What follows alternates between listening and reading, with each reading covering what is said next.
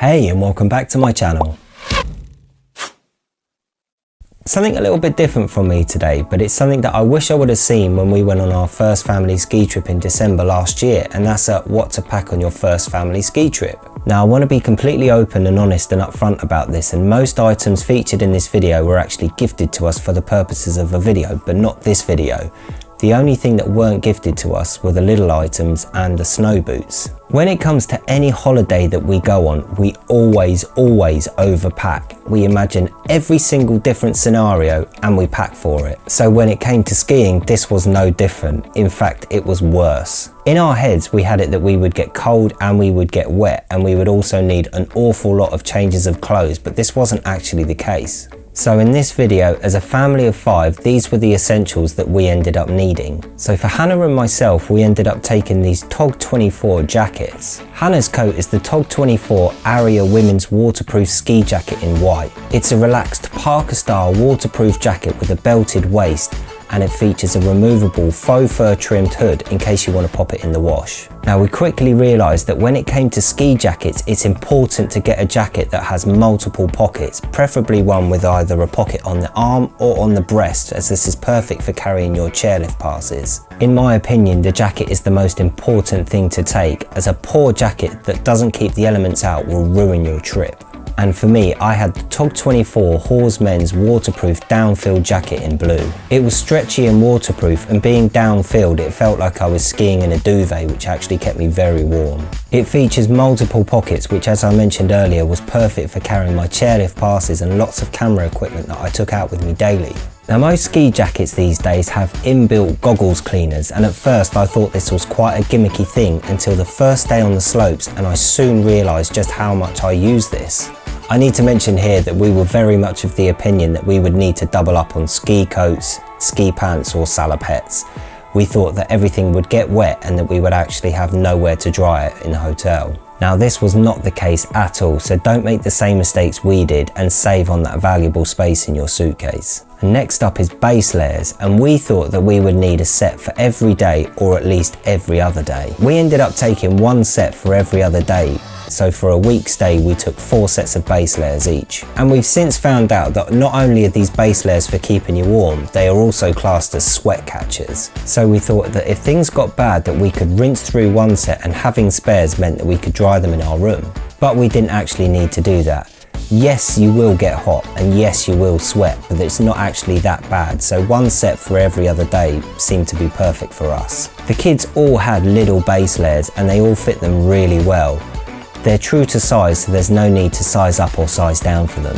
Then, to go in between your base layers and your jackets, we were recommended mid layers, and these are either a fleece or a jumper. Hannah had this TOG 24 Dove graphic hoodie in light purple. Now I'm not just saying this because Hannah was gifted it, but it's actually her most favourite hoodie that she's ever owned. It features a Sherpa lined hood, which was Hannah's favourite part as it kept her so warm. It also features a kangaroo patch pocket on the front, which was ideal for carrying her tissues, as you will need them as your nose gets a bit runny. And I had the TOG 24 Hecky Men's Fleece in Lagoon Blue. One thing I want to stress though, and this will all depend on where you're going, is we quickly found out that we didn't actually need any mid layers. Our base layers with ski jackets and trousers were more than okay, and even with just that on we still felt ourselves getting quite warm. But back to the packing, and we were fully expecting to need a mid layer for every day, so save yourself some space and only take a couple of mid layers, as we didn't actually end up using ours while we were skiing. But mid layers do come in very handy when you're indulging in a bit of après ski where a jacket can be a bit warm.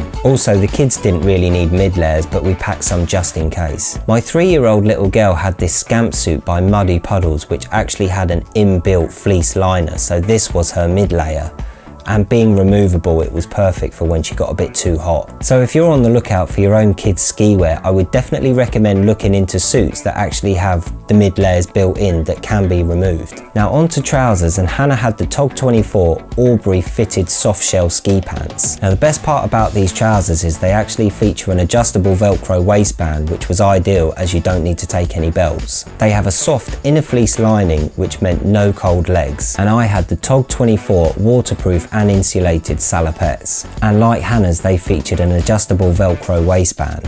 Now what I liked most about these trousers was that they actually had venting zips on each leg, meaning if I was getting too hot I could unzip the vents and it would let some of the heat escape and let some cold air in. Never having worn salopettes before, I didn't know how I was going to get on with the braces. Luckily, these salopettes featured removable braces, and this was something that I did after my first lesson. And as with the jackets, we actually took 2 pairs of ski trousers each, something which we didn't need to do. Now like us, when it came to the kids, we took them 2 sets each as well. So 2 jackets and 2 trousers each. First up, both my boys had these Muddy Puddles salopettes, and like mine, they featured removable braces and the adjustable Velcro waistband. And to go with their salopettes, they also had the matching Muddy Puddles ski jackets. For my 6-year-old, we got him the navy one with light blue patches all over it. And for my 9-year-old, he had the same navy jacket, but instead of the light blue patches, his had orange patches on it instead. Both of their Muddy Puddles jackets were fully waterproof, windproof and fleece lined, which kept them very warm.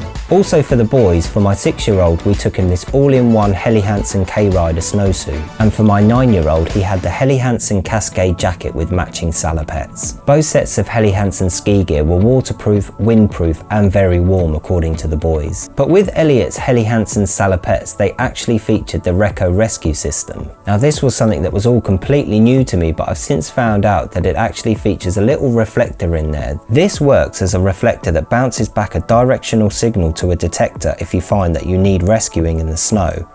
I think this is incredible to know that if you get into some real trouble when out and about, you have a good chance of being found easily. The other useful thing about both sets of the kids' ski wear was that they had multiple pockets. The one thing that I will stress though is that if you're looking to buy ski gear from new, I would definitely recommend getting something that's bright, bold and colourful, as this will make them easily visible no matter where they are on the slopes. Now because we were all at different abilities, that meant that we were all placed in different classes, but because of the bright flashes on their clothes, it meant that I could spot them from pretty much wherever I was. So my best piece of advice is to get something which feature high-vis elements on them. We also had ski hire, which included the skis, boots and helmets. But after reading online and seeing the amount of sweaty heads that would be in the helmets, we decided to take our own. Now you can call us what you like, but I'm glad that we made that decision. Another big reason is that I wanted to put some GoPro mounts on the helmets, and I didn't really want to do this on hire ones, so we took our own and I put lots of mounts on mine. Hannah and me both had the same helmets, and that was the TOG 24 Crag helmets in white. This helmet is a sports style ski helmet with cone head shock absorption, removable ear pads, although we kept ours on, and an adjustment turning ring system for tightening or loosening the helmet. Now, not knowing what the conditions were going to be like over there, we wanted to make sure that we were prepared for bright sunny days and low, dull, overcast days as well. So we got these TOG 24 exchange goggles that feature exchangeable lens options. They come with Cat 2 mirror lens set, which is to be used in low light, and Cat 3 mirror lenses for bright light. We had a mixture of all weathers, so I would definitely recommend getting goggles that feature the swappable lenses. On to footwear now, and Hannah bought herself some Capri snow boots from Sports Direct for £25. The main thing that Hannah wanted in a snow boot was waterproof and fur-lined, which meant that it kept her feet warm, and these didn't disappoint. They were comfortable, easy to tie up and kept her feet dry and warm. So if you're on the lookout for some snow boots, definitely look at Sports Direct, as they have a load of cheap pairs in there that were actually quite good. When it came to my snow boots, I must have researched this for days. So in the end I decided on this pair by Trespass. Not only did they keep my feet dry, they were also very warm and very comfortable, and for only £20 you can't really go wrong. As for the kids, they were sent these Muddy Puddles Snowdrift snow boots, blue for the boys and red for my little girl. They are fleece lined, have very grippy soles and are waterproof. The best feature about these boots is that they are very easy to get on and off, so no need for mum and dad to help out, as they feature an elasticated drawstring, meaning they can do it themselves. Next up we have socks, and believe me, this is another very important part of the outfit. It's best to layer up your socks, so a normal everyday pair of socks followed by a thick pair of ski socks should do. So bear this in mind when packing, is that you've got enough socks for during the day and also for at night. Hannah and myself both had these TOG 24 ski socks, and we had no idea that you could buy reinforced socks, but that's exactly what these were. They are reinforced at the toe and the heel, and this is to offer a bit of protection from rubbing against the boot, and they are also reinforced at the shins as well for the same reason. These merino blend socks naturally wick moisture away, perfect for when your feet get a bit hot and sweaty whilst out skiing. Before we went on our ski trip, Hannah was offered an adult and a kid's pair of Dakine gloves, so obviously I claimed the adult ones. I had the Dakine Continental Gore-Tex gloves, which were proper warm, durable, and kept my hands very dry. Hannah on the other hand bought some cheap gloves, and they didn't keep her hands dry or warm. So when it comes to gloves, it's definitely worth investing in a pair that are advertised as waterproof as opposed to water resistant. My gloves were waterproof, but Hannah's gloves were water resistant, and they didn't do much in the way of stopping the wet from getting in. Finally, on my must-have items is a good bag. I was sent this Dakine Heli Pro backpack, and I chose the 20 litre as I knew I would be taking a lot of camera stuff with me, plus that meant I was the designated holder of goggles, hats, tissues, drinks, etc. It features multiple pockets and compartments, and also featured a dedicated goggles pocket as well. The bag can also accommodate skis in either a diagonal or A-frame configuration, or a snowboard vertically. So to summarise, this is our essential packing list for what you would need per person for a 1-week ski trip. One warm, waterproof jacket with lots of pockets, and for the kids, bright jackets. 3 to 4 sets of base layers for every other day. 2 fleece or hoodie mid layers. 1 good pair of waterproof warm salopettes if they have removable braces, or ski pants.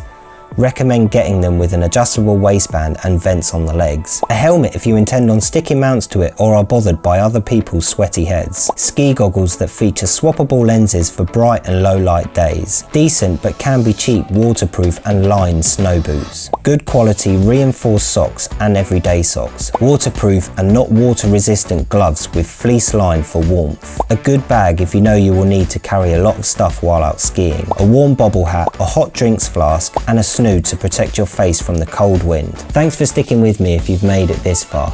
I know it's not for everyone, but it's something that I definitely would have loved to have seen before we went on our first family ski trip. And as always, thank you for watching, and to those already subscribed, I will see you next time. And to those who aren't, what's the matter with you? Hopefully see some of you in the next video. Laters.